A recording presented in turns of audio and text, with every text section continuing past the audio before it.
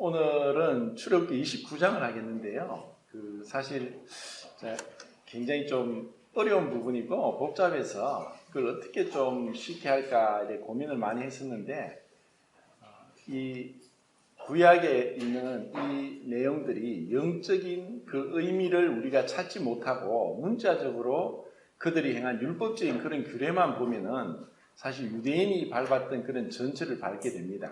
그래서 이 출애굽기 29장의 제사장 그 위임식에 대한 그 말씀들을 통해서 이것을 영적인 그 의미를 좀 찾아볼 수 있었으면 합니다. 그럼 우선 그 출애굽기 29장 1절부터 9절까지 같이 한 목소리를 읽겠습니다. 1절부터 9절까지 시작.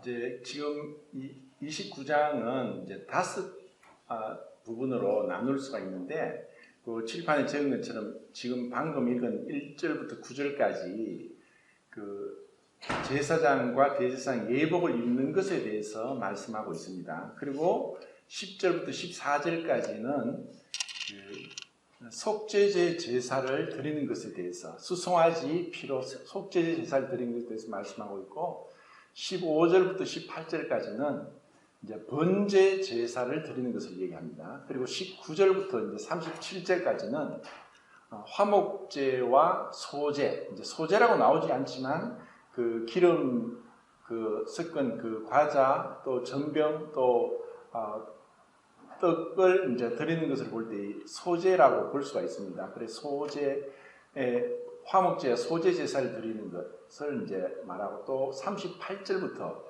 마지막 46절까지는 매일 이제 하나님 앞에 아침 저녁으로 드리는 번제, 이것을 상번제라고 하는데, 상번제에 대해서 말씀을 하면서 제사장으로의 직무를 어떻게 행하는가, 그 시작을 얘기하고 있습니다.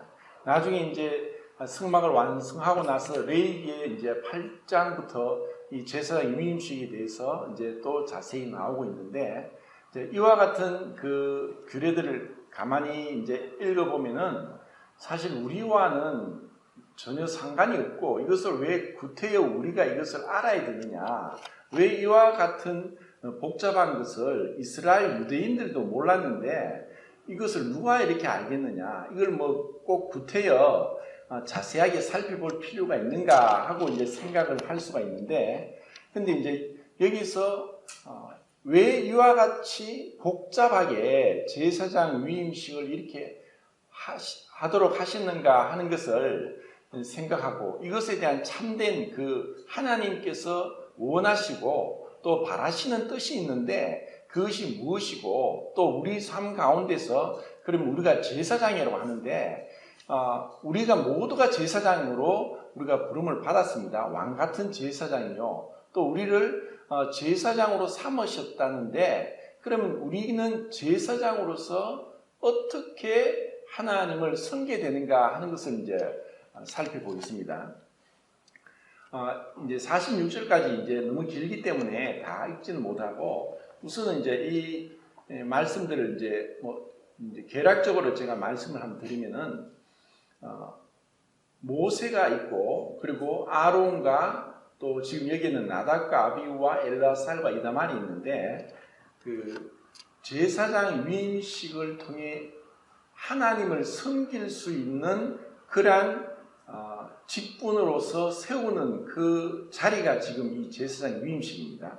그런데 하나님을 섬긴다고 이 아론과 그의 아들들이 하나님 앞에 이제 몸을 씻고 그리고 제사장 옷 우리가 봤던 세 가지 그 속옷이라고 하는 고위를 입고 띠를 두르고 관을 쓰고 그리고 대제사장인 아론은 그에다 에봇 겉옷 받침을 입고 판결 흉패를 붙이고 어깨에 견대와 또 관에 이제 금패에다가 여호와께 섬기리라는 것을 이제 꽉 묶어서 그렇게 관에 이제 매단 그런 7가지 옷을 입는 것을 이제 지난 시간에 말씀을 드렸는데 그렇게 하는 것을 가만히 살펴보면은 아론과 그의 아들들이 하나님을 섬기기 위한 제사장으로서 부름을 받게 되었지만 실상은 마치 모세가 어린 아이에게 마치 어머니가 아이들에게 몸을 씻기고 옷을 입히는 것처럼 다 모세가 하고 있는 것을 봅니다. 그래서 이 말씀을 이제 이 29장을 자세히 읽어보면은 분명히 제사장으로서 하나님을 섬기도록 부름을 받았는데 어린아이도 아니고 다 큰 사람을 그리고 그 모세가 자기 형이고 아론은 자기 형이고 또 그 아들들은 자기 조카가 되는데 그들의 몸을 씻기고 옷을 입혀주는 것을 말씀하고 있습니다. 그리고 모세가 그 속죄제를 위한 수송아지를 끌고 와서 잡고 또 피를 이제 그 번제단 네 뿔에 네 손가락으로 바르고 있는 또 번제 제사 또 화목제 소제 제사를 사실 모세가 다 주관하고 있는 것을 보고 그 아론과 그 아들들이 하는 것은 몇 가지 없습니다. 이 제사를 드리는데 제물에다가 손을 얹고 안수해서 기도하는 것이 그들이 하는 일이고 그리고 그 화목제 소제에서 그 제물의 그 고기를 먹는 것이 그들이 하는 겁니다. 그러면 나머지는 모두가 다 모세가 그들에게 이 제사의 위임식을 행하고 있는 것을 봅니다. 자, 이것은 무엇을 의미하냐 하면은 우리가 제사장으로 주님을 섬기기 위해서 부름을 받았지만 실상은 우리가 주님을 섬긴다기보다는 여전히 우리는 주님의 섬김을 받고 있다는 것을 우리에게 말씀하는 것입니다.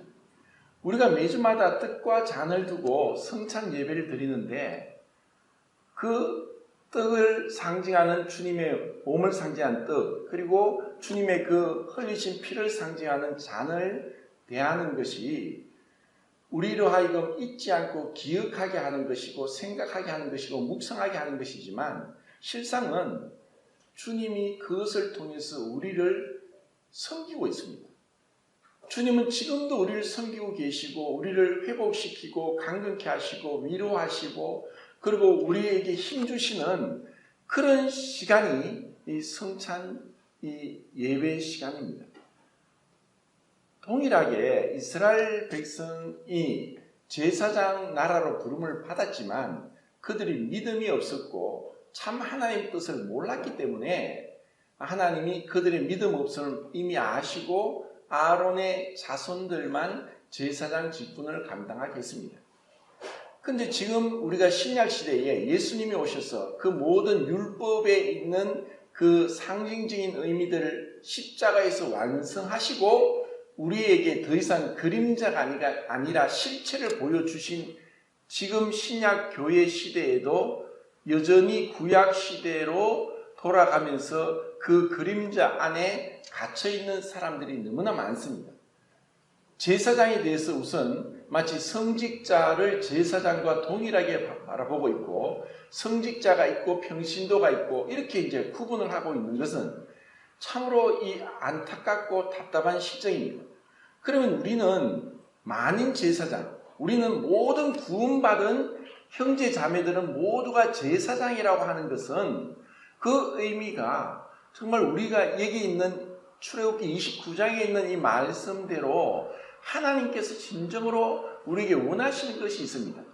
우리는 사실 그 아론의 아들과 아론이 그 모세로 하여금 몸을 씻고 옷을 입히고 하는 것처럼 그리고 머리에 기름을 붓고 그리고 오른 깃뿌리와 오른손 엄지가락 그리고 오른 엄지 발가락에 그 피를 바르는 이와 같은 것들을 보면서 하나님께서 이제 모세가 마치 성령 하나님과 같이 그들에게 행하는 것을 보여주고 있습니다. 우리도 마찬가지입니다. 우리는 마치 그 어린아이가 태어날 때 자신들이 사실 태어날 때 아무도 한 것이 없습니다. 그 부모로부터 태어나게 되었고 또 부모로부터 돌봄을 받으면서 씻겨주고 입혀주고 재워주고 먹여주고 하면서 자라게 하는 것처럼 하나님께서 영적인 출생을 통해서도 우리에게 동일하게 행하고 계십니다. 그분이 우리를 낳으시고 그리고 우리를 돌봐주시고 입혀주시고 지키시고 그리고 자라게 하시는 것입니다. 이것을 우리가 알게 될 때 참 그 놀라운 은혜 가운데 우리가 사실 거듭난 것도 주님의 전적인 은혜입니다. 그리고 우리를 깨끗하게 씻겨주시는 그것도 주님의 크신 은혜입니다. 그리고 우리를 씻겨주시고 우리에게 아름답고 영화로운 옷을 입혀주신 것도 주님이십니다. 우리가 믿음으로 그리스도로 옷 입었다. 갈라디아 3장 27절에 그렇게 말씀하고 있는데 실제로 그 옷도 주님의 그 의의 옷을 우리에게 주신 것입니다. 그리고 모세가 그 아론과 그 아들들에게 옷을 씻기고 옷을 입힌 같이 주님이 우리를 그렇게 비천한 자를 존귀한 자로서 우리를 세워주셨고 우리를 하나님을 섬기는 이 거룩한 자리로 우리를 불러주셨던 것입니다. 그리고 이제 이 제사를 통해서 먼저는 속죄제 제사를 드립니다.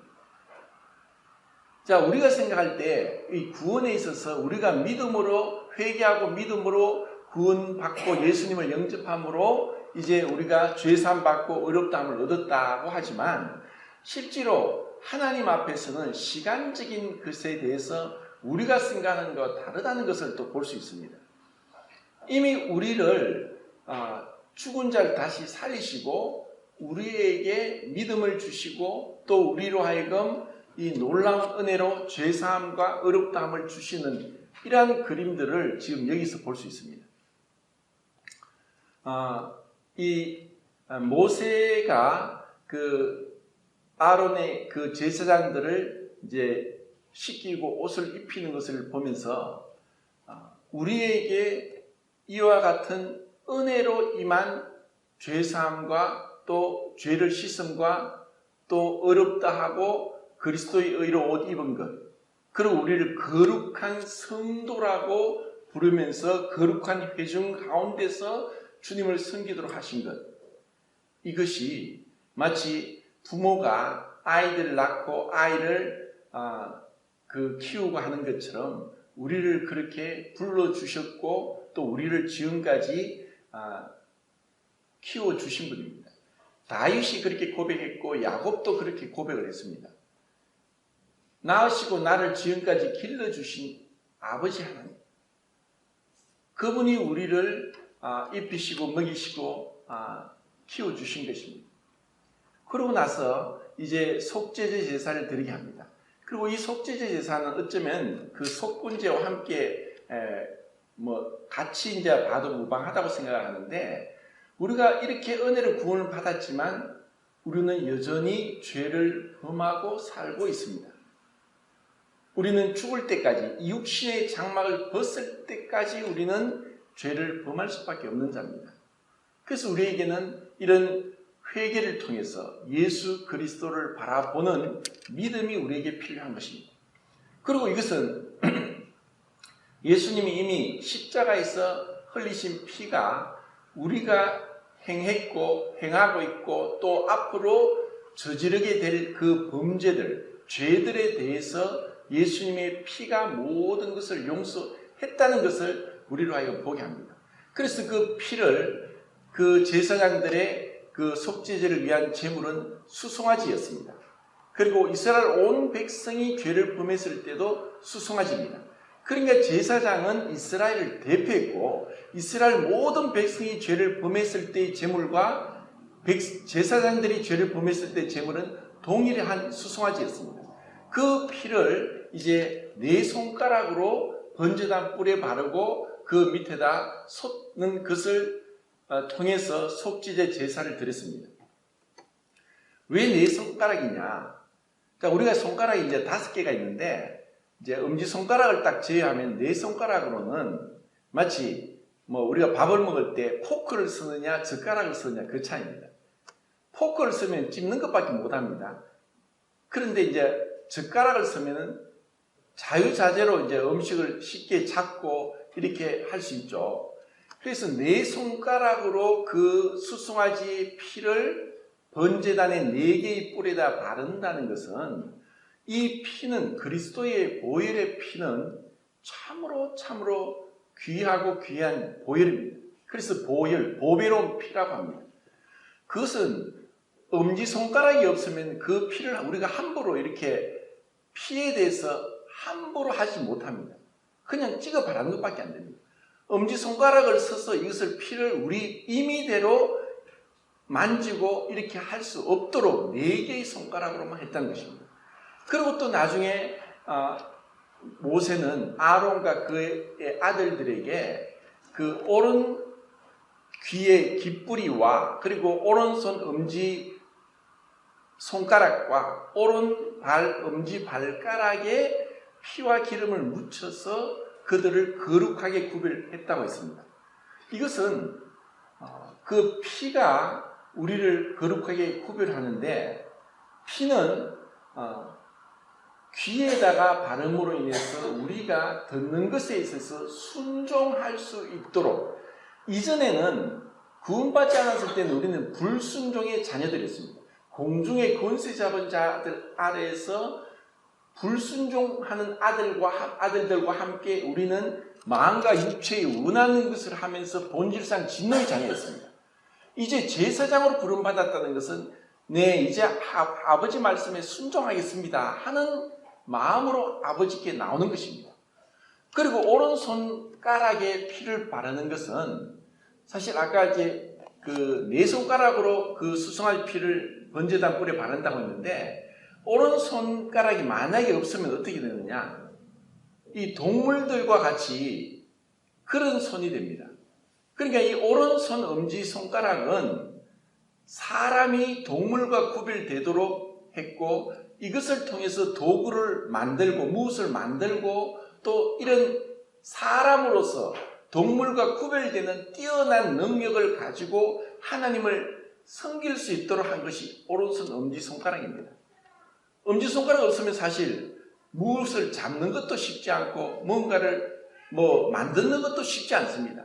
이 엄지손가락이 얼마나 중요한지 그래서 이것을 엄지손가락을 통해서 우리가 행하는 것에 있어서 철저히 하나님으로부터 구별되어서 거룩하게 이전에는 우리의 욕심을 위해서 내 어떤 기쁨을 위해서 살았다면 이제는 주님을 섬기는 것 먹든지 마시든지 하나님의 영광을 위해서 해라. 하나님의 영광을 위해서 내 손도 하나님께 드리고 구별하겠다는 헌신의 표시가 오른손 엄지손가락에 피를 바르는 것입니다. 그리고 오른발 엄지발가락은 사실 우리 몸에 잘 아시는데 우리 몸에 뼈가 몇 개죠? 206개입니다. 그런데 발에는 뼈가 몇 개가 있을까요? 오른발, 왼발. 오른발에 26개, 왼발에 26개. 52개의 발이 우리 몸에 몰려 있습니다. 그러니까 퍼센트로 따지면은 우리 몸에서 발이 그 차지하는 그 부피는 몇 프로 안 되는데 뼈는 26%가 이 발에 몰려 있습니다. 그리고 그 발바닥이 이게 아치형으로 해서 우리가 걸을 때 만약에 발가락이 없으면 어떻게 될까요? 걷는 게 진짜 어려워요.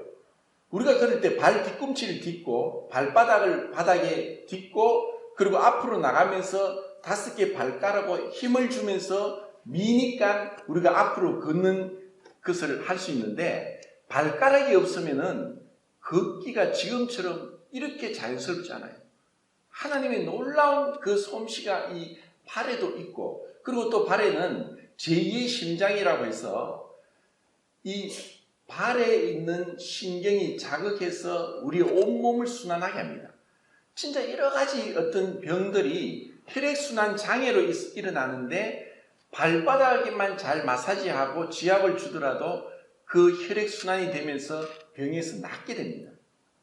그러니까 하나님은 우리 인체를 만들 때 그냥 하나님이 하루아침에 이렇게 만든 것이 아니라 정말 우리에게 필요하게 너무나 신묘막측하게 만들어 주셨다는 것입니다.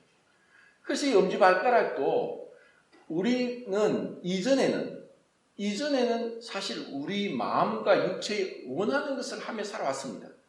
내가 가고 싶은 데 가고 가기 싫으면 가지 않고 내가 하고 싶으면 하고 먹고 싶으면 먹고 우리 원하는 대로 했지만 하나님이 우리에게 주신 이 신체를 보더라도 그 엄지손가락, 엄지발가락이 우리가 무엇을 행하고 어디를 가고 무엇을 듣고 무엇을 생각하고 하느냐가 이제는 우리 마음대로 내 원하는 대로 하지 않고 이제 하나님의 뜻대로 하나님을 섬기기 위해서 하나님을 기쁘시게 하고 하나님을 영화롭게 하기 위해서 우리의 몸 전체를 하나님께 드리겠다는 것입니다. 그리고 그렇게 하도록 우리를 불러주셨다는 것입니다. 그리고 속죄제 제사만 아니라 이 제사는 5가지가 있었는데 속죄제와 속건제는 죄를 위한 제사였지만 우리가 예배를 드리고 우리의 모든 삶에 있어서 그리스도인으로서 살아가는 것은 단순히 죄사함에 머무는 것이 아닙니다. 많은 사람들이 이 그리스도의 십자가가 죄사함에 머무는 것으로 제한을 하고 축소를 시키는데 그것은 정말 잘못된 것입니다. 예수님의 십자가에는 그 속죄제와 속건제에 대한 제사도 드렸지만 번제도 드렸고 화목제와 소제도 있습니다. 그럼 번제는 뭐냐? 번제는 번트 오프링이라고 해서 원래 원어로는 올라입니다. 올라. 우리나라 말하고 너무 비슷한데 번제의 뜻은 그 제사의 연기가 하늘로 올라간다는 뜻입니다. 하나님께 온전히 다 올라가면서 그 완전히 불태워지는 그 제사가 번제입니다. 그리고 번제 때에 한 가지 태우지 않는 것이 있었죠. 그게 뭐라고 했습니까? 제물에 가죽을 태우지 않았습니다. 그 가죽은 제사장에 줬습니다. 그 가죽이 의미하는 것은 그리스도의 의입니다. 그래서 이 번제는 죄를 위한 제사가 아니라 그리스도의 완전한 헌신, 희생, 그것을 의미합니다. 그래서 이제 우리로 하여금 이제 주님을 바라보고 살아가는 것은 하나님 앞에 부분적으로 우리가 쓰다가 남은 것, 우리가 이제는 쓰다가 별 필요 없는 것, 이런 것을 하나님께 드린 것이 아니라는 것입니다. 그러니까 말라기에 보면 말라기 선지자가 어떻게 너희들이 나에게 이런 것을 갖다 주느냐? 너희들의 그 정치 지도자들에게 이런 것을 갖다 줘봐라. 그들이 좋아하겠는가? 우리가 하나님을 섬기는 데 있어서 사람이 보든 말든 우리 마음 중심에서 가장 귀한 것을 나는 주님께 드리겠습니다. 왜냐하면 그분이 가장 귀하고 존귀하신 분이기 때문에 우리가 주님께 드리는 것은 마지 못해서 사람들이 보니까 아니면 의무적으로가 아니라 기쁨으로 자원하는 마음으로 그렇게 드리는 겁니다. 그래서 화목제는 세 가지가 있습니다. 서원제, 자원제, 그리고 감사제. 그래서 화목제는 그 고기를 이제 같이 제사장이 그 예배를 드린 자와 함께 나누어 먹는 음식으로 주신 것인데, 이 화목제는 자원하는 마음, 서원, 하나님 제가 이렇게 은혜를 받았기 때문에 제가 이렇게 주님을 섬기겠습니다. 주님께 드리겠습니다 하는 그런 서원, 그리고 주님 너무너무 감사합니다 하는 감사, 이것이 다 포함되어 있고, 이 화목제는 하나님이 정말 우리와 함께 더불어서 교제하고 가까이서 연합하고자 하는 것이 하나님의 뜻이 이 화목제에 들어있다는 것입니다. 이러한 제사를 통해서 궁극적으로는 자 이제 42절부터 마지막 46절까지 또 보겠습니다. 자 42절부터 46절까지 같이 읽겠습니다. 시작.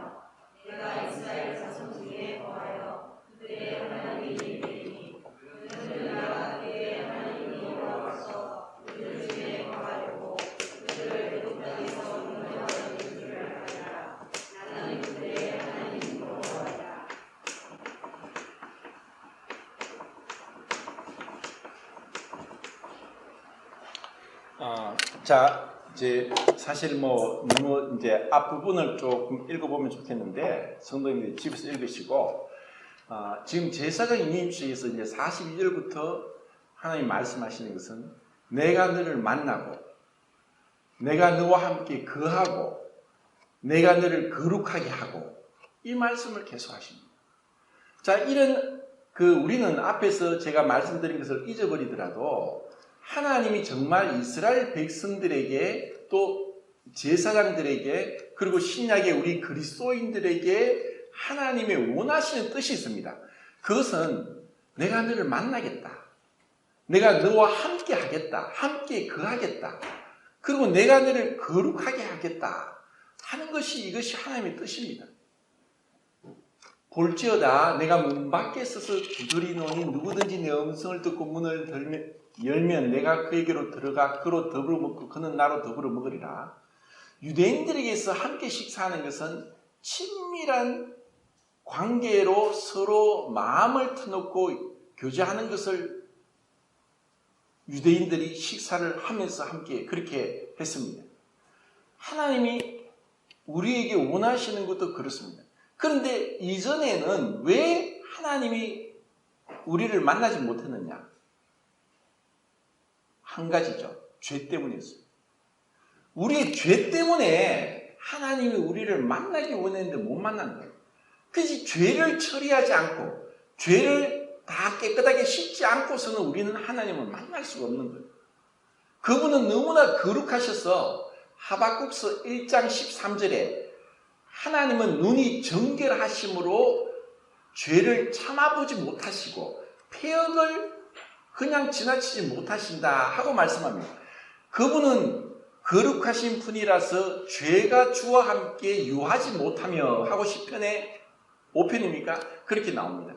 그러니까 그분이 우리를 만나고 싶어도 우리가 여전히 죄 가운데 있었기 때문에 이 죄를 깨끗하게 씻은 그 과정을 통해서 제사장의 위임식을 이루어지고 그러한 속죄제, 번제, 화목제, 소제 이러한 제사를 통해서 이제 하나님이 말씀합니다.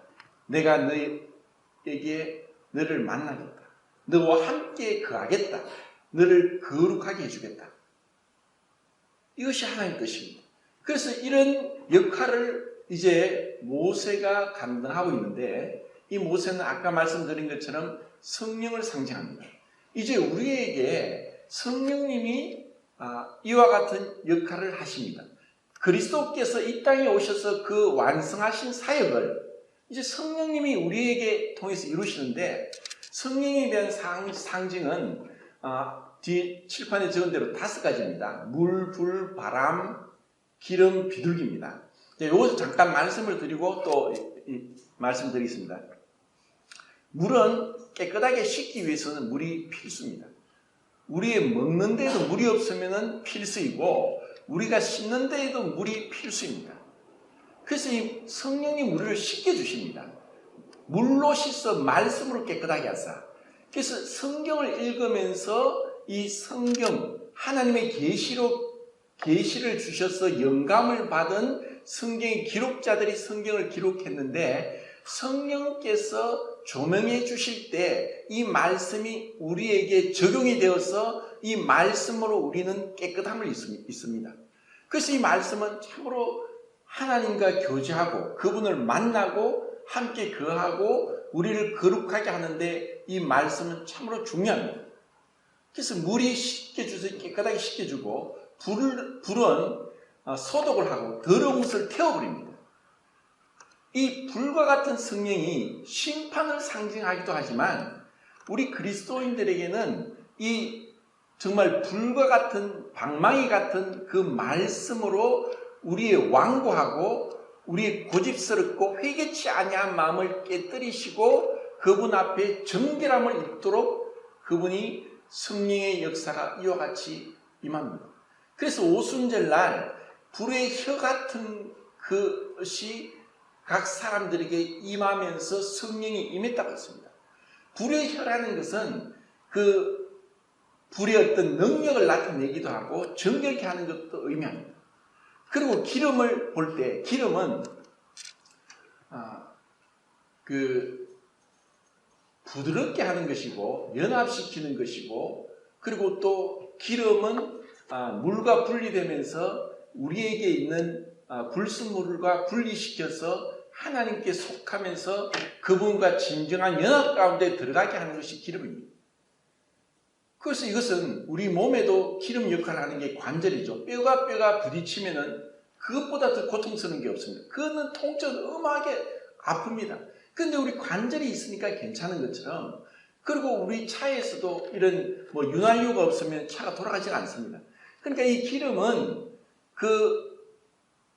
우리를 하나님과 연합시켜주는 그런 역할을 하고 있다는 것입니다. 그리고 이 제사에도 항상 이 기름이 피와 기름이 동등하게 4분의 1 흰으로 그렇게 제사에 드려졌고 하는 것을 보게 됩니다. 그리고 바람은 보이지 않지만 바람이 상징하는 것은 능력입니다. 그리고 이 능력은 그리스도인에게 하나님이 주시는 축복입니다. 이 능력은 우리에게 있는 것이 아닙니다. 힘으로 능으로 되지 않고 오직 나의 신으로 된다 하고 스가랴서 4장 6절에 나오는데, 우리의 능력이 우리의 지식에 있지 않고 우리의 경험에 있지 않고 또 우리의 인간적인 어떤 방법에 있지 않고 주님으로부터 온다는 것입니다.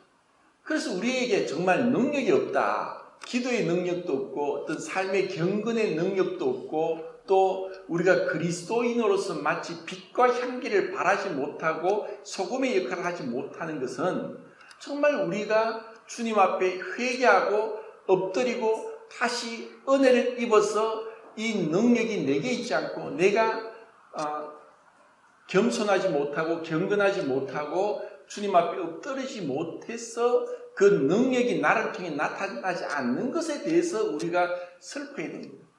우리는 늘, 왜냐하면 이것이 우리 자신에게 있다는 착각을 할 때 교만해지고, 많은 하나님의 사람들이 능력을 주셨는데 그 능력이 마치 자기에게 있는 것처럼 교만해질 때 성령은 떠납니다.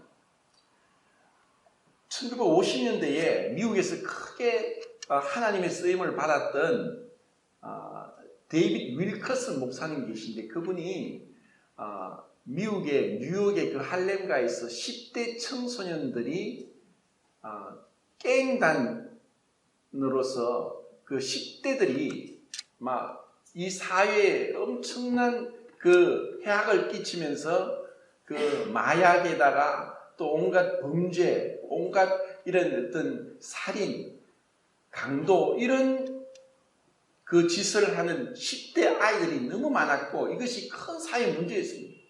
근데 그래서 그런 아이들이 무자비하게 그냥 공원에서 그 소아마비인 여자아이가 낳았는데 아무 이유 없이 이 아이들 4명이 칼로 그 소아마비 여자아이를 죽인 사건으로 이들이 재판받게 되는 것이 이제 뉴스위크지에 나왔습니다. 그래서 데이비 윌커스 목사님이 우연히 그 뉴스위크지를 표지를 보는데 그 10대 아이들이 정말 그 사회를 경악시켰고 사람들 하여금 비난을 받고 저들은 살려둘 가치가 없다, 사형을 시켜야 된다 하는 여론이 일어날 때 하나님은 그 데이비드 윌커스 목사님에게 이 아이들에게 복음을 전하고 기도하게 하는 마음을 주셨습니다. 그래서 놀라운 역사가 일어났고 이것이 또 십자가와 칼이라는 그런 영화로 만들어지기까지 했습니다. 그래서 점점 이분이 유명해서 많이 이제 그 강사로 나가게 됐는데 어느 날 영국에 가서 복음을 전하는데 아무런 능력이 나타나지 않는다. 그래서 자기가 크게 회개하고 모든 집회를 몇 년 동안 내려놓고 또다시 주님 앞에 엎드려 기도했던 그러한 것들을 이제 제가 책에서 읽은 적이 있습니다. 능력이 우리 사람에게 있지 않습니다. 사람을 바라보고 사람을 섬기면 또 우상숭배입니다. 그 사람이 아무리 하나님께 귀하게 쓰임 받았다 할지라도 그것으로 자기가 스스로 높이고 교만해지면 하나님의 능력은 떠납니다. 이가 곧. 그런데 사람들은 과거에 내가 이렇게 해서 큰 능력이 있었다고 하면서 여전히 하나님의 능력이 떠났는데도 그것을 모르고 교만한 가운데 있는 하나님의 사람들이 많습니다. 삼손이 머리가 잘렸는데도 그는 죄 가운데 있으니까 내가 일어나 힘을 떨친다 하고 했지만 그는 꼼짝 못하는 평범한 범인으로 돌아갔습니다. 이전처럼 자기는 힘을 떨치라고 생각했습니다. 그런데 이미 들릴라의 속임수에 의해서 블레셋 사람들에게 포로가 되고 머리가 잘려서 하나님은 떠나가셨습니다. 우리에게도 이런 하나님의 능력이 없다면 우리는 아무런 열매도 맺을 수가 없습니다. 자, 그리고 마지막으로 비둘기는 참으로 온유하고 부드럽고 평화를 상징합니다. 자, 로마서 8장 26절을 보겠습니다. 26절 읽겠습니다. 시작.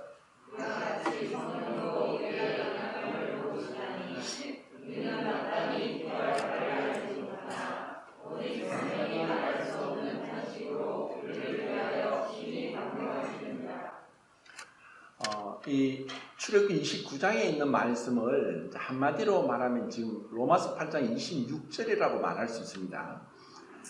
하나님의 원래의 뜻은 지금 우리로 하여금 이미 신약 교회에 있는 우리에게 이 구약의 율법 아래에서 복잡하게 제사장 유임식 한 걸 하나하나 우리가 다 모르더라도 그 근본 하나님의 그 우리를 향한 그 취지는 이 성령이 우리 안에 오셔서 우리를 위해서 말할 수 없는 탄식으로 우리를 위해서 기도하고 있다는 것입니다.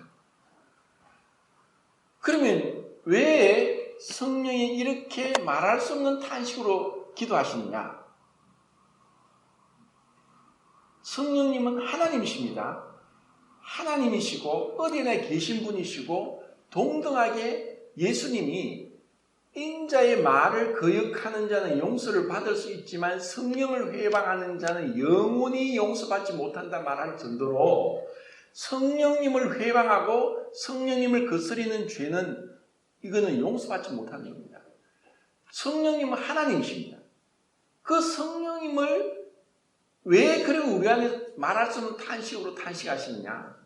그분은 너무나 부드럽고 온유하셔서 비둘기처럼 우리를 이끄시길 원하는데 우리가 이런 성령의 내주하심 가운데 성령의 인도를 잘 깨닫지 못합니다. 왜 그럴까요? 로마서 1장에 보면은 구원받지 않는 구원받지 못한 이유를 두 가지를 말씀했습니다. 무엇이라고 했습니까? 내 고집과 회개하지 아니한 마음이라고 했습니다. 자, 왜 그들이 구원받지 못하느냐? 예수님이 이렇게 완전한 십자가의 사역을 완성하셨는데 왜 구원받지 못하느냐? 고집, 그리고 회개치 않는 마음입니다. 자, 그러면은 우리 구원받은 자들에게는 이것이 이제는 다 사라졌을까요? 그렇지 않습니다. 저도 구원받고 나서 거의 30년, 40년 가까이 오면서 이 은혜로 구원받고 눈물로 감사하고 하지만 여전히 고집과 회개하지 않은 마음을 따라서 얼마나 성령님을 근심하게 했고 슬프게 했는가 하는 것을 생각할 때 정말 이 부끄러움이 많습니다. 정말 고집스럽고 회개하지 않냐고 그냥 자기 길로 가는 거예요. 그래서 탄식을 하고 정말 마귀는 우리를 강제로 우리의 인격을 무시하고 우리를 그렇게 짐승 몰듯이 몰아갑니다. 그런데 성령님은 절대로 그렇지 않습니다. 그분이 인격적으로 온유하게 겸손하게 우리를 향해서 마음을 두드리고 회개하기를 원하고 내 고집을 내려놓기를 원하고 주님을 바라보게 하고 그 십자가를 바라보게 하고 그 십자가에 흘리신 피를 바라보게 하고 우리의 마음을 깨뜨리시고 강팍한 마음을 깨뜨리시고 낮추시고 겸손하게 하셔서 정말 주님과 함께 동행하기를 원하는 거예요. 주님이 그렇게 말씀하시는데 우리가 얼마나 그 음성에 귀를 기울입니까? 주님의 음성, 성령의 탄식이 어떻게 들려옵니까? 말씀으로 들려오고 또 강대상을 통해서 설교를 통해서 누가 말씀을 전하든 그 말씀을 잘하고 못하고 아니라 정말 그 말씀에 대한 경외함이 있고 그 말씀을 듣고 순종하고자 하는 마음이 있다면 비록 말씀을 잘 못 전하더라 하더라도 그것이 우리 마음에 깨달아지고 감동이 되고 우리의 삶을 변화시켜 주는 겁니다. 그리고 여러 환경을 통해 심지어 믿지 않는 사람을 통해 심지어 어린 아이를 통해서도 주님은 우리의 마음을 두드리고 우리를 깨닫게 하고 돌이키게 하는데 우리가 교만해져 있고 마음이 강팍해져 있고 완고해져 있으면은 그런 성령의 탄식을 못 듣습니다. 그래서 구원받은 어떤 형제님이 자기가 이제 나는 구원받았으니까 참 자유하다면서 주일날도 낚시하러 가고 이렇게 했는데 구원받지 않은 아내가 당신은 구원받았다고 하면서도 예배도 안 드리고 그렇게 마음대로 낚시하고 하는 것이 하나님이 좋아하시겠느냐 하는 그 말을 듣고 충격을 받고 주일날 낚시 안 가고 예배를 드렸던 사실 그것이 우리 마음이 굉장히 이제 자중심적으로 교만해져 있으면은 보통 그런 말 하면은 자기를 지적한 말 들으면 대뜸 화를 내고 대꾸를 하고 반항을 하는 게 우리 사람입니다. 그런데 누가 얘기했든 심지어 딸이 어린 열몇 살 된 딸이 아빠는 구원받았는데 아직까지 담배 피워요? 이 말을 듣고 너무 부끄러워서 그래서 또 그 형제님이 그렇게 담배도 끊었다 그런 얘기도 들었습니다. 그러니까 우리의 마음이 부드럽고 겸손해져 있으면은 누구를 통해서라도 주님의 그 탄식을 듣게 됩니다. 그런데 이것을 계속 우리가 거부하면 어떻게 되죠? 히브리서 12장에 징계가 임합니다. 왜? 하나님이 우리를 사랑하시니까. 우리에게 교제하기를 원하시니까. 함께하기를 원하시니까. 우리를 거룩하게 구별하기를 원하시기 때문에 그분의 징계가 임하는 것입니다. 자, 그러면 이제 마지막으로 이렇게 우리를 성령의 그 어떤 내적인 그 사역으로 우리를 변화시키는 것을 성경에서는 또 어떻게 말씀하냐면은 우리를 그리스도와 연합되었다라고 말씀합니다. 그러니까 출애굽기 29장에 제사장 위임식을 통해서 여러 가지 규례들을 복잡하게 하신 것들은 이제 은혜 시대에 있는 우리에게는 딱 한 가지로 딱 해결했습니다. 그리스도와 연합된 자가 되는 것입니다. 그리스도와 연합되게 해서, 그래서 베드로전서 3장 15절에 보면은 너희 마음에 그리스도를 주로 삼아 거룩하게 하고, 우리를 그리스도께서 주인이 되실 때 우리는 거룩하게 구별됩니다. 이스라엘 백성들은 그 제사장과 대제사장 옷을 입고, 그리고 속죄제, 번제, 화목제, 소제 제사를 드리고, 그리고 그 수송아지 피와 또 수양, 어린 양을 잡아서 피를 갖다가 바르고, 이런 복잡하게 해서 했던 것을 이제는 하나님께서 우리를 그리스도와 연합되게 된 자로 만들었습니다. 그래서 이것은 신비적이고 초자연적이고 비가시적인 사역으로 우리를 그리스도와 연합시켰고, 그 연합된 결과가 성령의 내주하심입니다. 그럼 이 그리스도와 연합된 것을 많이 얘기를 하는데, 성경에서 이 그리스도와 연합된 것을 5가지로, 상징적인 5가지로 이 참된 영적인 의미를 비유적으로 말씀하고 있습니다. 자, 그 5가지를 제가 말씀드리겠습니다. 첫 번째, 그리스도와 연합됐다는 것을 어떻게 말씀하냐면은, 우리는 각자 구원받을 때 개인적으로 주님께서 우리 각자에게 다 따로따로 다르게 우리의 상황과 형편이 다르기 때문에 다르게 구원받습니다. 우리 구원은 다 다르게 받았습니다. 그래서 천편일률적으로 같지는 않습니다. 그래서 내 기준에서 안 맞다고 저게 구원받지 않았다고 하는 그런 잘못된 판단은 정말 어리석은 겁니다. 그런데 이렇게 다양하게 구원받았는데 이 구원은 어떻게 했냐? 우리를 어두움에서 빛으로 불러내고 사단의 권세에서 하나님께로 돌아오게 하고 예수님을 믿어 거룩하게 된 무리 가운데서 기업을 얻게 하려 함이라 하는 그 사도행전 26장 28절 말씀처럼 우리를 이제는 거듭난 성도들의 무리의 한 지체로 우리를 불러주셨습니다. 우리의 몸에 지체가 여럿이 있지만 한 몸인 것 같이 우리 그리스도인들이 이제 구원받고 나서 절대로 혼자서는 못 살도록 하나님이 우리 몸의 한 지체로 불러주셨습니다. 그래서 이 교회라는 것은 참으로 중요하고 주님 오실 때까지 이 교회가 아름답게 보호되면서 주님 앞에 들림받는 것입니다. 그러면 우리의 몸인 교회의 머리는 무엇입니까? 그리스도입니다. 그래서 골로새서의 교회의 머리가 그리스도다. 우리는 이 몸이 머리와 분리될 수 없는 것처럼 몸이 머리와 분리되면 살지 못하죠. 죽은 겁니다. 그래서 우리의 몸의 머리는 그리스도인데 이 머리를 붙들라, 그리스도를 붙들라. 우리는 그리스도와 연합되었다. 아무리 우리가 온몸에 머리가 멀리 떨어져 있어도 머리의 모든 지시와 통제를 받고 있습니다. 그래서 우리는 그리스도와 연합됐다는 것은 그리스도의 권위 아래, 주권 아래, 말씀의 권위 아래, 그분의 그 주권 아래 우리가 거하고 있는가? 이것이 참 중요합니다. 정말 내가 그 말씀의 권위와 주님의 주권 아래 그리스도를 주로 삼아 거룩하게 구별하고 있는가 하는 것입니다. 그리고 골로새서 3장 16절 말씀이 너희 속에 그리스도의 말씀이 풍성히 거하여 모든 일에 감사와 찬양으로 서로 가르치고, 이런 말씀이 이제 골로새서 3장 16절에 있습니다.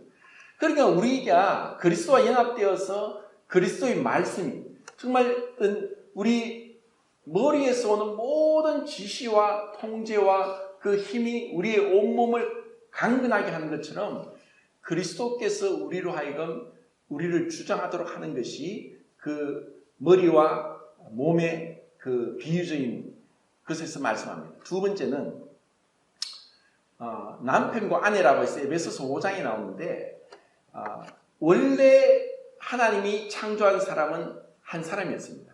그런데 그 한 사람을 깊이 잠들고 하고 여자를 창조하시면서 남자 여자가 한 몸이 되겠습니다. 성경에서 한 몸은 둘밖에 없습니다. 부부 그리고 교회.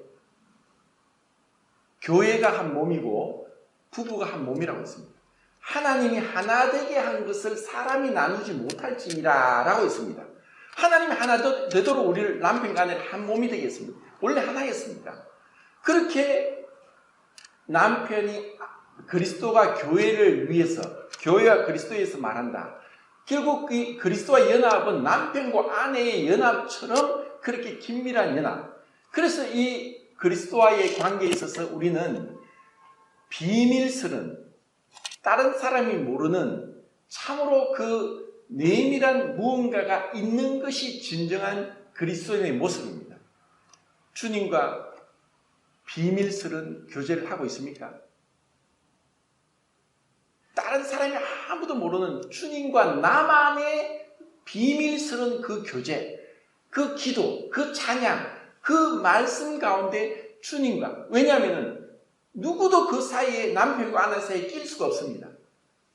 주님은 우리를 참으로 귀한 신부로서 받아들이면서 긴밀하게 아름다운 비밀스러운 교제를 하기를 원하십니다. 자, 세 번째는 양과 목자입니다. 양에게 있어서 목자는 절대적입니다. 양은 목자가 없으면 절대로 살 수 없습니다. 모든 동물 중에 가장 어리석고 미련한 동물이 양입니다. 우리 사람도 양입니다. 그런데 세상 사람들은 자기가 양인 줄 알고 뭐라고 생각합니까? 사자나 호랑이로 생각합니다. 자기 혼자 잘 삽니다. 목자가 필요 없다는 거예요. 그런데 우리는 목자가 필요한 거죠. 자, 시간이 다 됐는데, 그리고 포도나무와 가지. 요한복음 15장에서 가지가 포도나무에 붙어 있지 않으면 열매를 맺을 수 없다. 너희가 나를 떠나서는 아무것도 할 수 없다. 정말 그것을 우리가 알면은 주님과 절대로 그 긴밀한 교제 가운데 떨어지지 않으려고 할 것입니다. 다섯 번째는 주님은 우리에게 요한복음 6장에 뭐라고 했습니까? 생명의 떡이다. 우리는 떡이 없으면 살 수 없습니다. 우리의 주님이 없으면 우리는 살 수 없습니다. 우리 몸의 떡은 절대적입니다. 필수적인 것입니다. 정말 내가 말씀 없이 살 수 없습니까? 말씀을 그렇게 귀하게 말씀을 가까이 하고 있습니까? 주님이 원하신 그 제사장 위임식에 제사장이 우리에게 말씀합니다. 내가 너를 만나고 너와 함께 거하고 너를 거룩하게 하리라. 이렇게 우리를 존귀하게 우리를 변화시켜 주신 주님께 감사하면서 그리스도와 연합된 가운데 주님을 기쁘시게 섬기길 바랍니다.